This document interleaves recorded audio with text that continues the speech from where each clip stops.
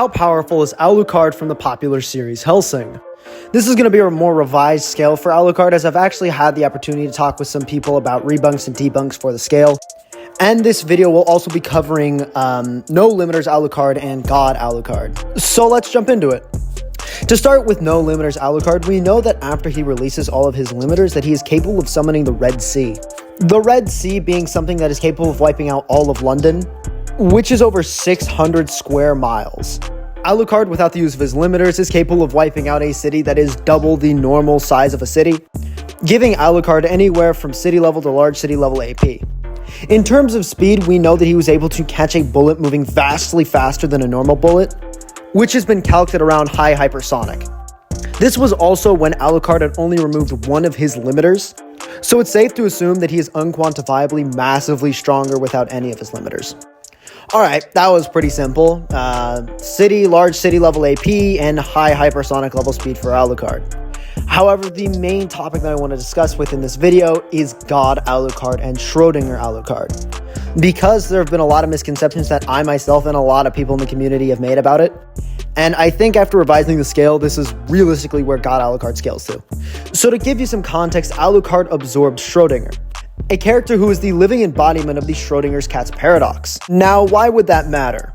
Well, because the Schrodinger's cat's paradox actually equates to an infinite amount of realities and possibilities.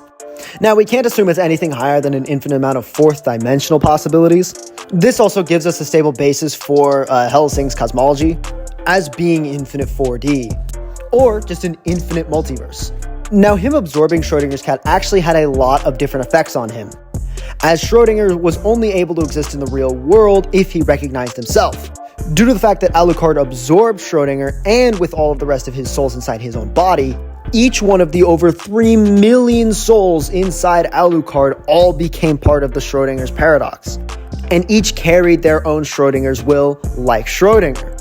This means that Alucard is not only an insane version of the paradox, however that he no longer could recognize himself, thus dissipating from reality. I could explain it to you, but I think the general explains it best.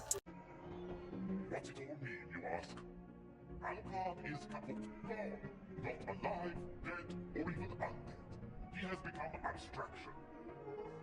He is an imaginary number. As the general just said, Alucard became abstraction, which means that he is abstract from the entire cosmology, as well as transcending notions of life and death, and even undead. Alucard became an imaginary number, and the entire idea and concept of Alucard was completely erased from existence. Alucard completely transcending over this infinite 4D world would buy him 5th dimensional power. This would give Alucard low complex levels of scaling. You could also argue omnipresence for Alucard in this state. However, that's more up for debate. However, despite all of this, despite the very living idea and concept of his 5th dimensional power just being erased, Alucard was still able to return by completely destroying every Schrodinger's cat's paradox within himself. This means that he has definitive scaling over this infinite 4D paradox, which does solidify his 5th dimensional scaling. In fact, it's even hinted and teased at the fact that he transcended his old godly powers, as he still keeps Schrodinger's eyes and references himself as everywhere and nowhere. However, he just transcended his previous self by still being able to exist in the real world. So you could argue even a 6th dimensional level. However, 60 is a big reach. Now, let's quickly cover his hacks. Due to the fact that Alucard is completely able to regenerate from being nothing in the concept and idea of him being nothing, he would have conceptual regeneration, which means you actually can't kill Alucard. You can't write him out of the story, you can't erase his existence, and you can't kill him. The only way to win in a fight against him is to trap him or knock him out or something of that order. He is completely unkillable. Now, I know a lot of people are going to say that all you need to do to kill him is just pierce his heart. However, several characters have done this, and I feel it's extremely disingenuous to say that all you need to do to kill him is pierce through his heart. Let's quickly go over hacks for the big guy. These hacks apply to God Alucard and No Limiters Alucard.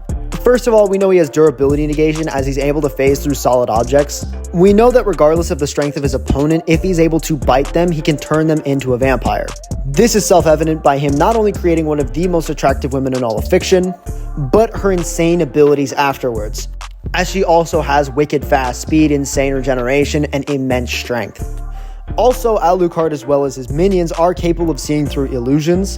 God Alucard is also able to infiltrate someone's memories and kill them from inside their head. Another version of durability negation. But yeah, that's about it. Base no limiters Alucard has around city to large city level AP, with the use of the Red Sea. With one limiter removed, he has high hypersonic level speeds, and with no limiters, you could argue it's much higher. As for God Alucard, he's easily low complex multiversal, with omnipresence on this infinite 4D plane. He also has several variants of durability negation, statistics amplification.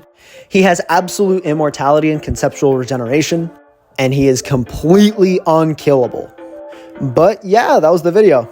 Thank you all so much for watching, and that's all I got. See ya.